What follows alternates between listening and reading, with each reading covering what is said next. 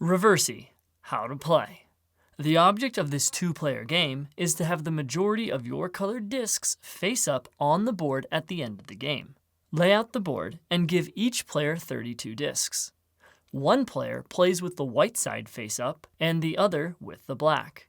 The player playing black goes first, then turns alternate. On your first 2 turns, you must place one disc on any empty space in the 4 center spaces. Once the center is filled, then, on your turn, you must place one disc on any empty space on the board to outflank your opponent. To outflank means to have your discs on either side of your opponent's discs that are in a continuous straight line. This line can be any number of discs long and can be vertical, horizontal, or diagonal. When you place an outflanking disc, you then flip the outflanked discs over to your color. You are allowed to outflank multiple lines in a single turn.